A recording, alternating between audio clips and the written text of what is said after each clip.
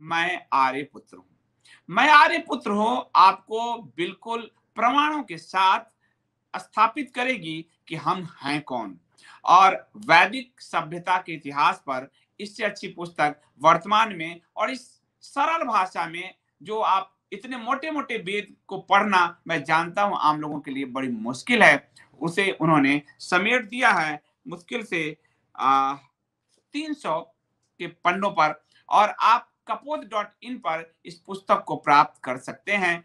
कपोत dot in पर मैं आर्यपुत्र जो है वो बेस्ट सेलर बनी हुई है। ऑटोमेटिकली अमेजन जैसी व्यवस्था वहां की गई है। जितना ज्यादा आप जो पुस्तक लेंगे वो अपने आप उसकी रैंकिंग बदलती चली जाती है। मनोज सिंह जी, आपका बहुत स्वागत है पुनः, क्योंकि आज आर्य द्रविड़ सभ्यता का संघर्ष फिर से शुरू हो गया है। आर्य वो लोग हैं जो भारत के इतिहास को पढ़ाना चाहते हैं, और औपनिवेशिक मानसिकता के वो लोग हैं जो इसका विरोध कर रहे हैं। तो मैं आपसे पहला प्रश्न तो यही करूंगा कि वास्तव में आर्य कौन है, कि आर्य का नाम लेते ही कोलकाता का द टेलीग्राफ से लेकर दिल्ली का नेशनल हेराल्ड तक आग बबूला हो उठा है। संदीप भाई प्रणाम सबसे पहले। और कोरोना काल में हम सब, पूरा विश्व जूझ रहा है, लेकिन इस आपदा में भी हमने एक नई व्यवस्था बनाई और इसके कारण हमारा संपर्क पूरी दुनिया से और अच्छे से होने लगा। कहते हैं ना, ये अपॉर्चुनिटी हमने बनाई, इसमें तो हम इस तरीके से वेबिनार के द्वारा सबसे संपर्क कर रहे हैं। और मैं सभी दर्शकों से, सुनने वालों से कहूँगा कि अपना अपना ख्याल रखें, ध्यान रखें। और बहुत ही अच्छा प्रश्न किया आपने कि अगर आर्य होना ही सर्वप्रथम क्लियर कर दिया जाए तो शायद सारी समस्या ही खत्म हो जाएगी। अगर इसको हम सीधे सीधे ये कह दें कि आर्य ना तो कोई जाति है, ना कोई रेस है, ना कोई समाज है। आर्य कोई व्यक्ति नहीं होता, आर्य होना होता है एक तरह से। एक जैसे इसका उदाहरण श्री राम जो है आर्य होने का सर्वश्रेष्ठ उदाहरण है। वेदों में तो इसकी चर्चा है ही कि आर्य कौन थे, अनार्य कौन थे। मैं उसको सरल रूप में प्रस्तुत कर रहा हूं जिससे लोगों को और आसानी से समझ में आ सके, क्योंकि रामायण हमारे घर घर में पढ़ी जाती है। तो रामायण के अंदर श्री राम को आर्य कहा गया है। और अनार्य कौन है?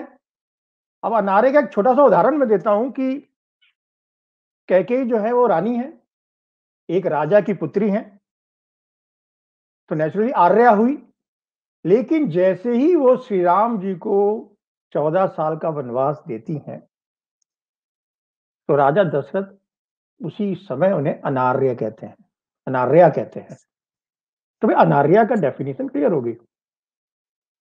जो भी एक विद्वान है जिसकी अपनी एक पॉजिटिविटी है, जो समाज में व्यवस्था के साथ चलता है, जो सुख शांति और जो वैदिक व्यवस्था उसको स्वीकार करके चलता है, जो प्रकृति के साथ चलता है, और जो असुर है, जो किसी भी नियम कायदे कानून को नहीं मानता, जैसे रावण है वो असुर है क्योंकि व्यवस्था को नहीं मानता। लेकिन वहीं पर आप देखिए कि इवन मंदोदरी को भी आर्य बोला गया है क्योंकि वो पॉजिटिविटी वाले। विभीषण को भी आर्य बोला गया। और ये हम ऐसे नहीं बोल रहे हैं, ये रामायण में बकायदा इसका उद्बोधन है महर्षि वाल्मीकि जी के द्वारा। तो ये एक छोटे छोटे से उदाहरण से आप समझ सकते हैं कि कैकेयी उसी राजमहल में रहते हुए अनार्य हो गई और श्री राम जो है आर्य के सर्वश्रेष्ठ उदाहरण है। तो जब ये घर में ही आर्य और अनार्य है, अभी आपने सबसे उत्तम उदाहरण दिया कि जो अपनी वैदिक व्यवस्था को पढ़ाना चाहते हैं वो आर्य है, जो इसके खिलाफ है अनार्य है, तो फिर कोई और बहस रही नहीं जाती। इस पर तो पूरी विस्तार से हम बात कर सकते हैं, लेकिन ये संक्षिप्त में यही है कि जो कानून को मानता है, जो व्यवस्था को मानता है, जो नियम के हिसाब से चलता है, वो आर्य है। जो लेफ्ट हैंड ड्राइव पे चल रहा है वो आर्य है। जो लेफ्ट हैंड ड्राइव की सड़क पर भी राइट हैंड में चलने का प्रयास कर रहा है, एक्सीडेंट कर रहा है, जो सुर में नहीं है, जो सुर में नहीं है, मतलब सुर मतलब व्यवस्था, जो सुर में नहीं है वो असुर है, वो अनार्य है। आप देखिए ना, नॉइस कैसे पैदा होता है जब कोई भी चीज, वाद्य हमारा, जब सुर ताल सब चीजें एक सिंक्रोनाइज्ड वे में नहीं चलेंगे, व्यवस्था के साथ नहीं चलेंगे, तो वो जिस कहते हैं ना लय और प्रलय की व्यवस्था। तो ये जब सुर में नहीं है तो वह असुर है। तो ये सुर में मतलब जो चीज नहीं मान रहे, आप हमेशा ही गलत कर रहे हो, व्यवस्था को नहीं मान रहे हो, वो अनार्य है। तो हम इस वैदिक व्यवस्था में, इस आर्य देश में रहते हुए अगर वेदों को ना माने तो हम अनार्य हुए, और वैदिक व्यवस्था को माने तो आर्य हुए। बहुत सरल। जी संदीप जी।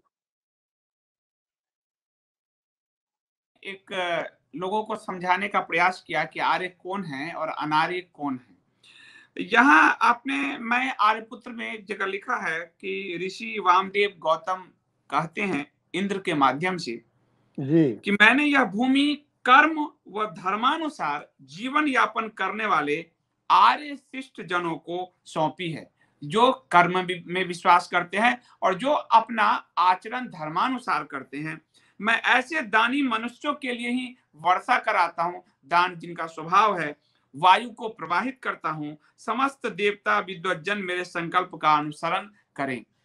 परंतु ये जो वायु का प्रवाह है वो तो अनार्य असुरों के लिए भी हो रहा है। हाँ, तो ये बिल्कुल, ये आपने बिल्कुल अब आप, मेरे को लगता है आप चिंतन के उसमें तुरंत चले गए, मतलब आप पत्रकार से तुरंत लेखक और चिंतक के उसमें चले गए। आप गौर कीजिए, रामायण की मैं बात कर रहा हूं कि इवन रावण के लिए भी कई जगह आर्य कहा गया। जब वो बौद्धिक बात कर रहा है, जब वो संवेदनशील की बात कर रहा है, जब कर्मशीलता की बात कर रहा है, जब विद्वता की बात कर रहा है, उस समय में वो आर्य के रूप में उद्बोधित किया गया है। तो ये मतलब एक्चुअली में संदीप भाई, समस्या क्या आई कि जो आपने प्रारंभ किया है ना, कि ये जो आर्य और अनार्य की थ्योरी जो थोपी गई, ये थोपने के चक्कर में ऐसा झूठ बोल दिया गया कि उस झूठ को सत्य बनाने के लिए हमें इतनी व्याख्या करनी पड़ रही है, अन्यथा इसकी आवश्यकता नहीं है। ये हर व्यक्ति को, बच्चे बच्चे को पता है कि ये झूठ क्यों नहीं चल पाया, आर्य अनार्य वाला कंसेप्ट, कि आर्य आक्रमणकारी थे और ये थे, मतलब जो भी आप बातें कर रहे थे इस वक्त कि आर्य इन्वेजन थ्योरीज की या आर्य द्रविड़ थ्योरी की आप जो बात कर रहे थे, क्यों नहीं चल पाया? क्योंकि घर में बच्चे बच्चे की जबान पर, कथा में, बूढ़े को, गांव में, शहर में, नगरों में, पुरियों में, सब जगह पता है कि आर्य कौन है।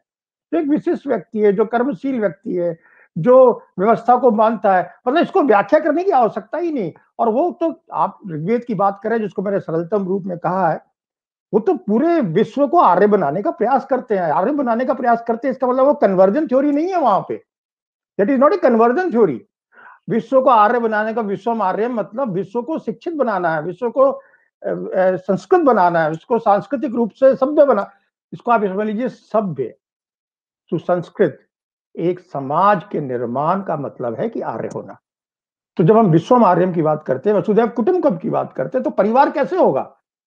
परिवार में तो व्यवस्था होगी ना, एक पिता होगा, एक माता होगी, एक पुत्र होगा, पुत्रवधु होगी, सारी व्यवस्थाएं होंगी ना।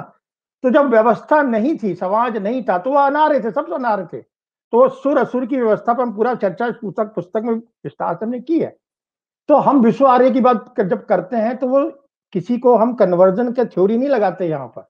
हम उसको सभ्य बनाना चाहते हैं, सुसंस्कृत बनाना चाहते हैं, संस्कारी पुरुष बनाना चाहते हैं, जिससे वो जीवन में शांति, सुख और मोक्ष की प्राप्त कर सके, समाज का कल्याण हो सके, राष्ट्र का कल्याण हो सके, व्यक्ति का विकास हो, परिवार का विकास हो, समाज का विकास हो, पूरी की पूरी मानव सभ्यता का विकास हो, उसकी बात हम करते हैं। तो वो एक स्टेप बाय स्टेप है। वहां पर हम कोई किसी धर्म और रिलीजन में यही आकर फर्क आ जाता है। धर्म और रिलीजन को हम यही इसी तरीके से लिंक कर सकते हैं कि धर्म होना रिलीजन से कोई इसका संबंध नहीं है।